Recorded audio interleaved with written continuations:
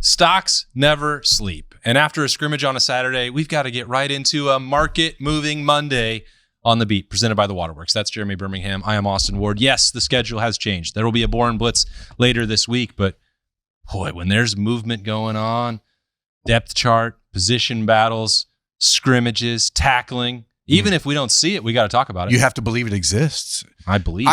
Now, stock watches are interesting things because I don't want to sit here and pat ourselves on the back. Because you want me to pat you on the back? I think that people at times assume that there's insider trading going on, and sometimes that's the case.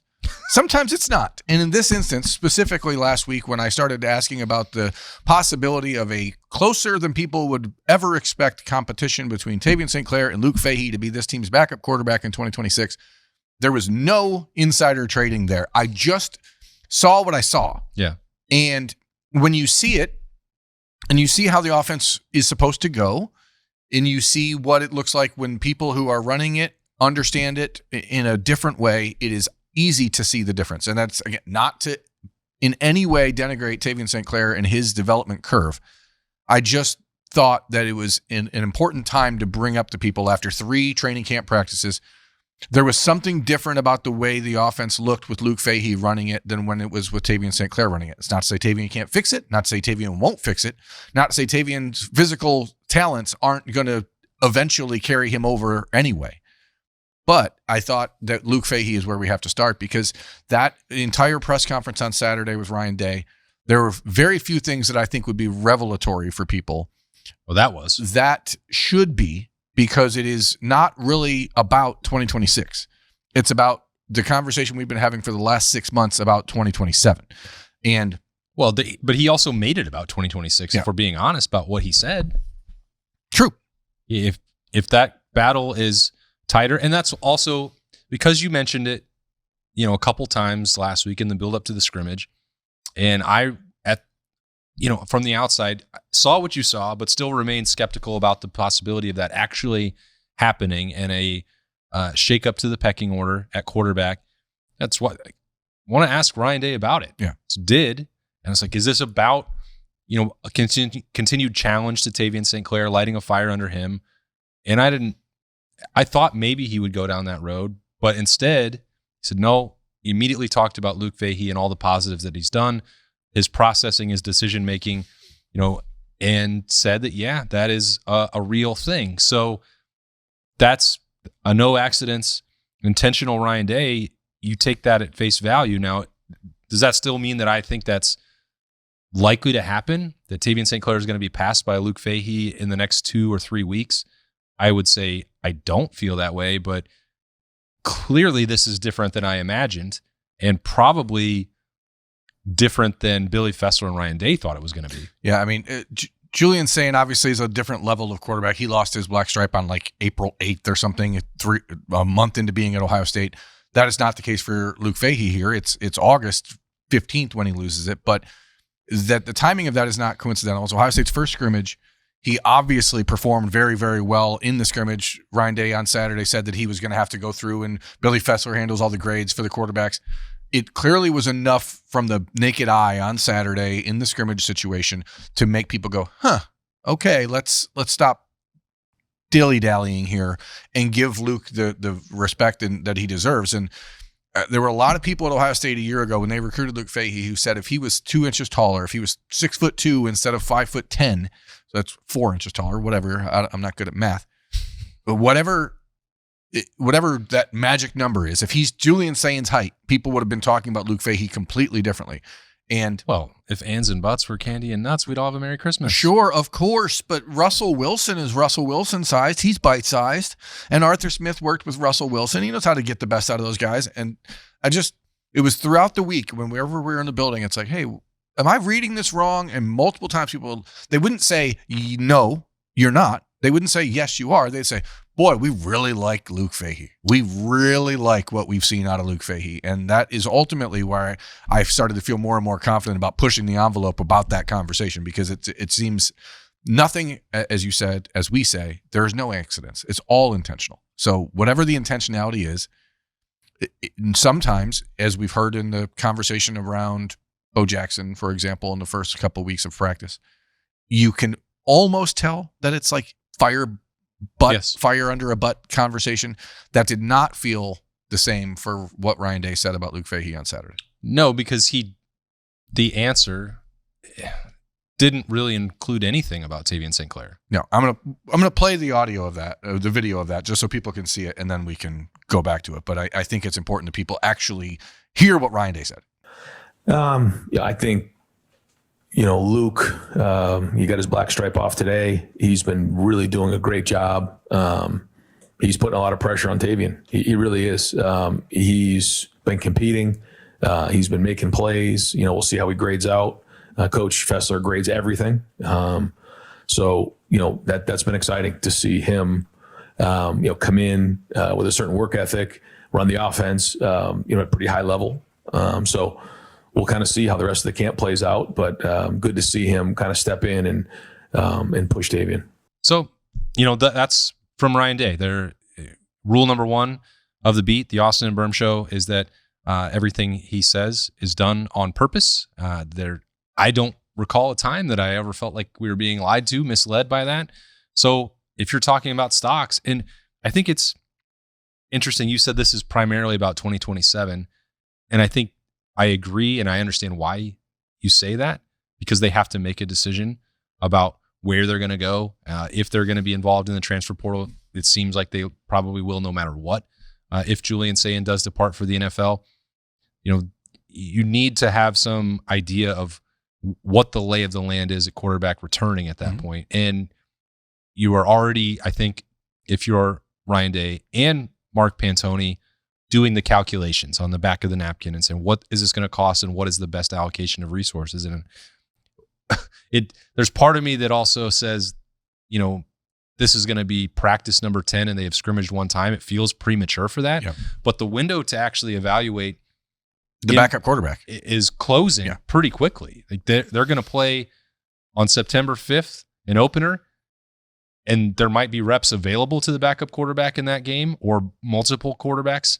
But after that, and against this difficult of a schedule, and when you're preparing Julian Sayin and that offense to get through 5 or 6 ranked opponents over the course of the year, it's not going to be time then to experiment in practice with Tavian St. Clair and Luke Fahey splitting reps. And it did seem also obvious by Ryan Day's answer that Justin Martin is not, realistically in that battle, not at this point, which, in some ways surprised me, in some ways it doesn't, given that he's started and played games at the Power 4 level. If you're looking for the backup quarterback, that sometimes gives you an advantage. But, you're looking at the physical tools of Tavian St. Clair and the mental processing of Luke Fahey, and then projecting forward that what that means.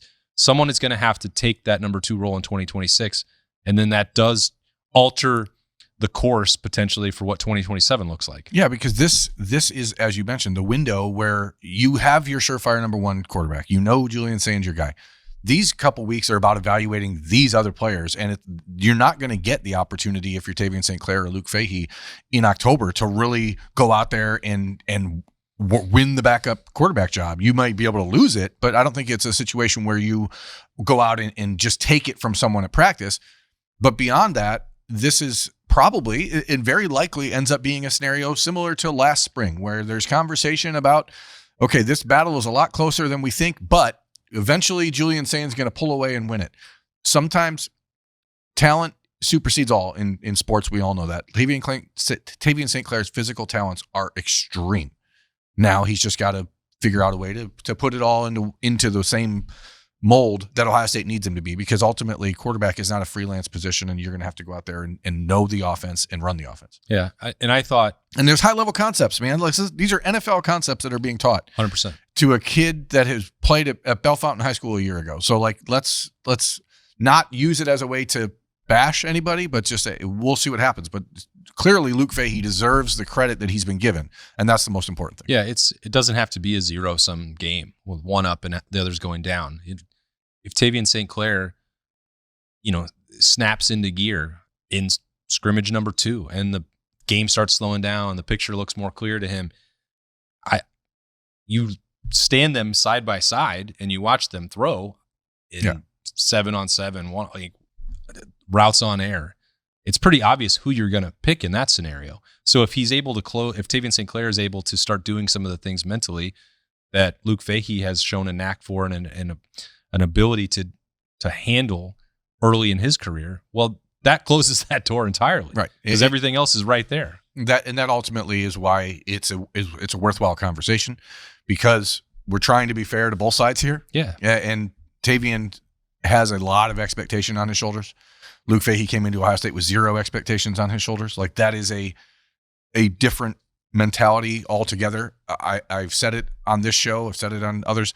Tavian St. Clair deserves a ton of credit. He gets chewed out by Ryan Day more than any quarterback I've ever seen. He's still leading, I think, the team in penalty laps. And he is every time immediately back in line, immediately eye-to-eye contact, looking at Ryan Day and saying, okay, tell me what I need to do. Teach me.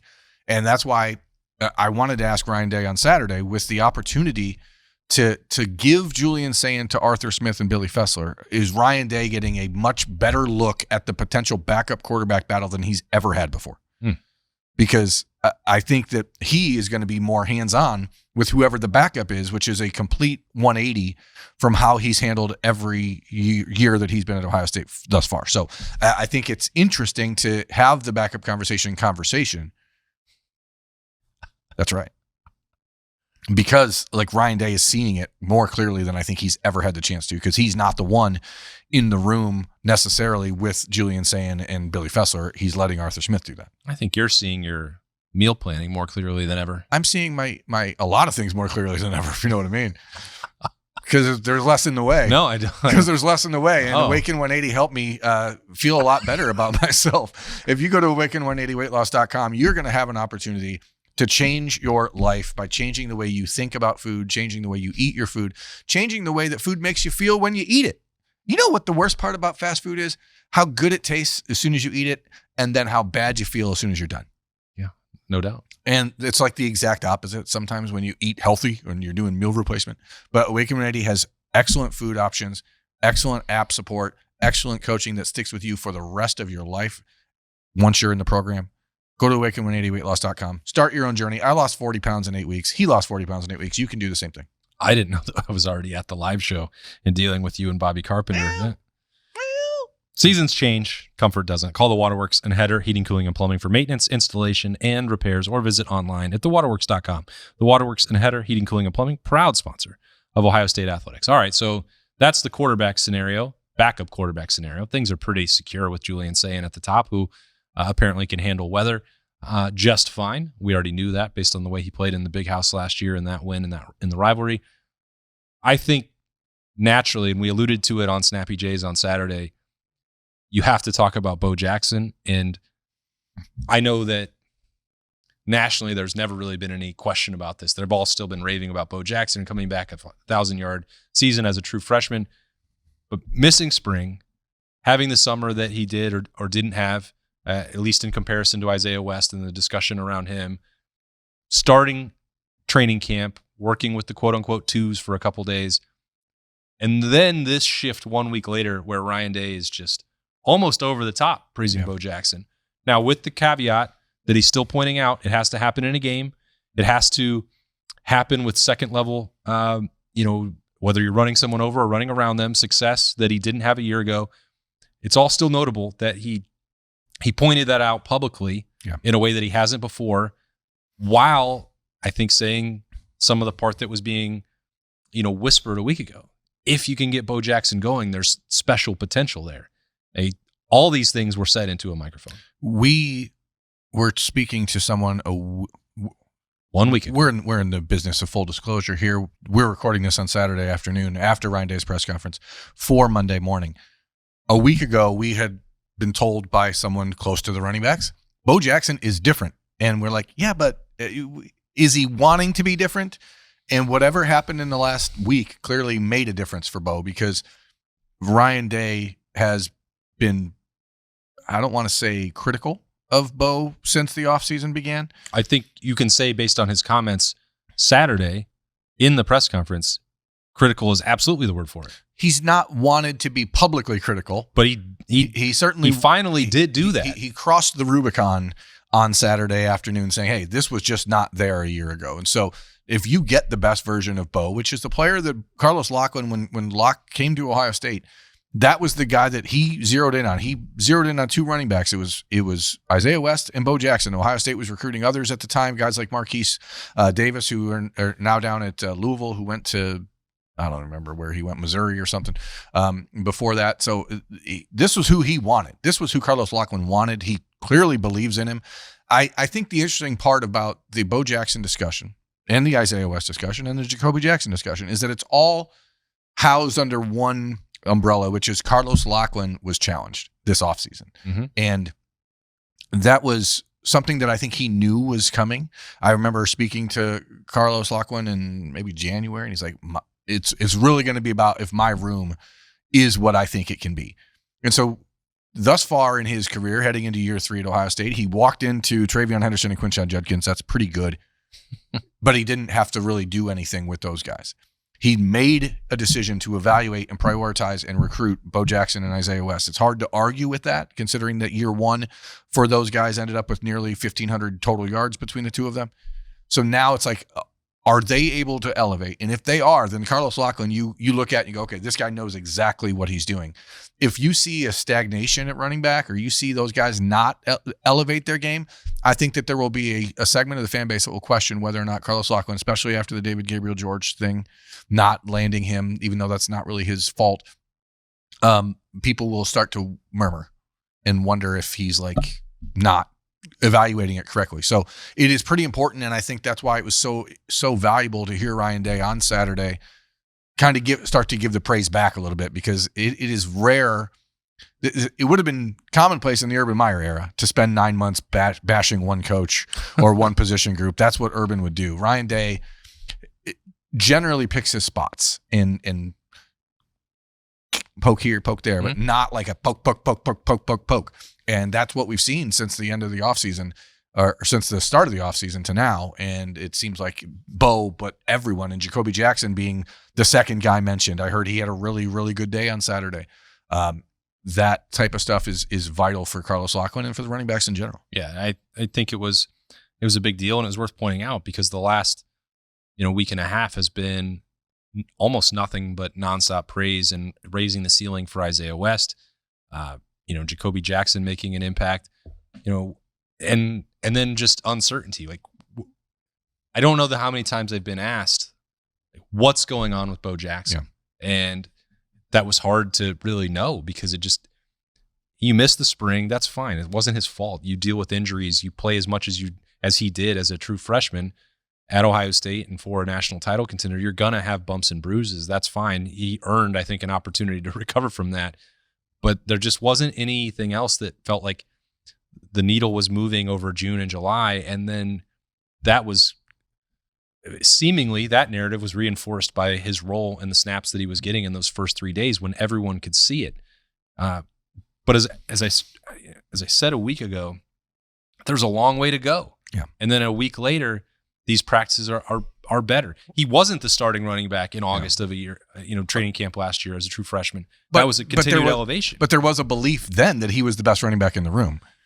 And that belief has maintained through the year, but through this season, this offseason, but it's still been like, well, it doesn't matter if you are or aren't, if you aren't. Yep. With great power comes great responsibility. You should put that on a tombstone, or a placard of some sort. Who died? May. Oh, Aunt May. That's and Uncle Ben. Rest in peace to a real one. That covers your weekly superhero talk on the Stock Watch. You're welcome, America. I think I mentioned this on Saturday just briefly, but I would reiterate that if there were concerns about Jermaine Matthews, I don't know that you have to have those. Yeah, I don't think that there should have been concerns about Jermaine Matthews. We said it on Snap Judgments last Saturday. He had been dealing with a little soreness at the start of training camp, which is why we were seeing more Dominic Kelly. It had nothing to do with Jermaine Matthews or his output. It was just hey, let's not push the needle too far or move the needle too far for a guy that has played a ton of football. So Jermaine Matthews is there. I don't want to gloss over it, but if you gave away Jermaine stock, ask for it back. That's why I bring it up, because there was understandably a dip coming out of those first couple of days. Buy the dip, folks. And that's a stock term. That's load up, because that needle's going to keep going back up, I think. And if we're using it as an actual stock watch, those first couple of days where he's not out there, and he was still practicing, which I think made it even harder to really wrap your mind around. It's like Dominic Kelly's out there, and then Jermaine is working with the twos. Or on one day he's out there and he's working at nickel. And none of that stuff, the nickel, I don't think should be as a surprise. He's people clearly should be asking for that. He's the contingency plan, no doubt. And you could make a legitimate case, I think, that it could be more than that. Now that's Jay Timmons, Terry Moore relying on some of that. You don't want to break that glass in case of emergency with moving Jermaine from corner to nickel unless you have to, I think. But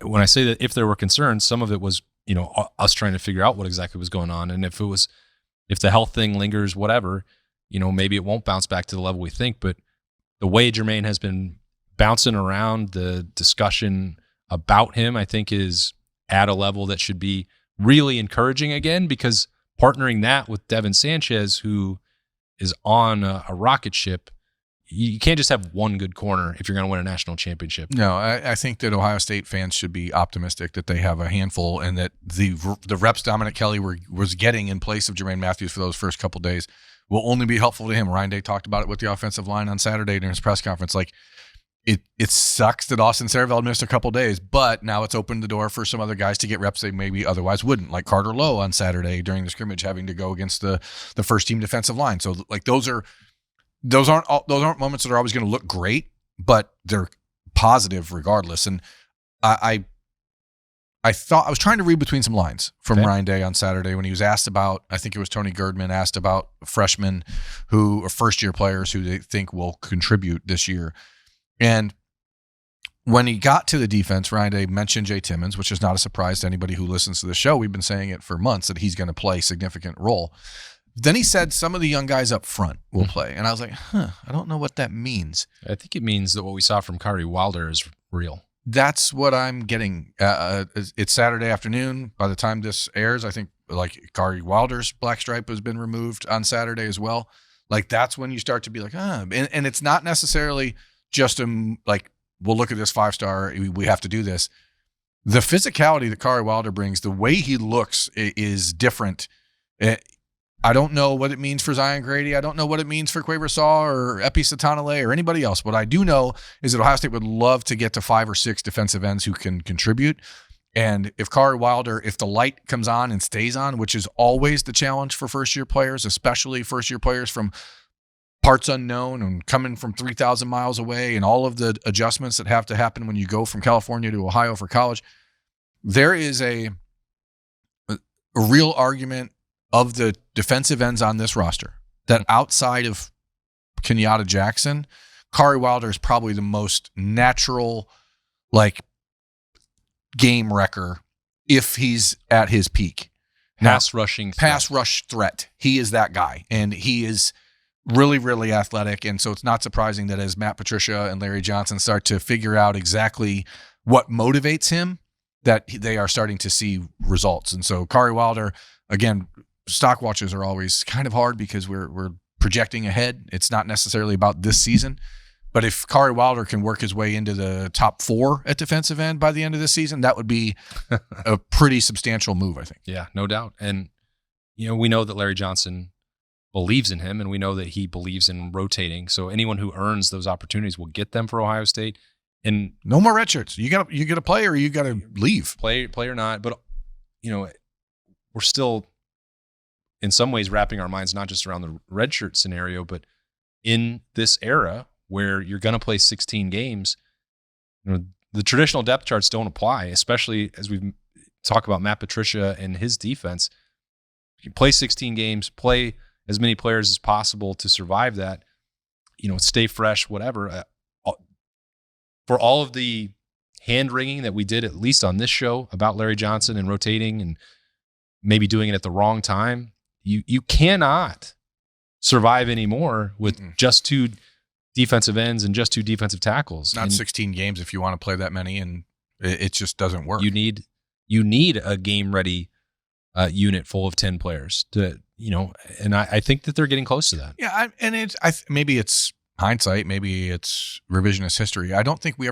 I think the issue with the rotation at defensive end was always like, why are you doing it in the key moments the situation of the game? It was, and I tried to make that clear in the moment when we were talking about like when you have Jack and JT, why are you replacing them in key moments of a game with guys who are clearly not on their level? When you have 5 or 6 guys that are all pretty much the same, that's a totally different 100%. conversation. Yeah. So that was not the case in 23 when this conversation was really percolating all the time. Like, what are we doing this for? Yeah. Just to put other guys in the game just because you were trying to manage egos. Like that if everyone's fairly similar on the field, then fine, rotate away. But when it's different, and I think that it's closer to everyone being fairly similar right now. Even Kenyatta Jackson, who there's a lot of expectations. I think that they are probably a lot of hope that he becomes what everyone thinks he should be, not necessarily rooted on what he's actually done thus far to separate or earn himself for the distinction of saying, like, that guy has to be on the field. I just don't think that's the case. Yeah, for sure. There's still a lot of work to be done on both sides of the football. Buckeyes are hitting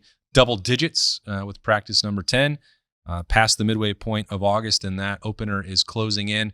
We will hear from a handful of players on Wednesday and Thursday. We'll be at Roosters for the live show later on Monday, talking Tuesday on deck, tomorrow on the beat. And then we'll get Zach Bourne in later to hear some of his thoughts about what's been going on in training camp so far.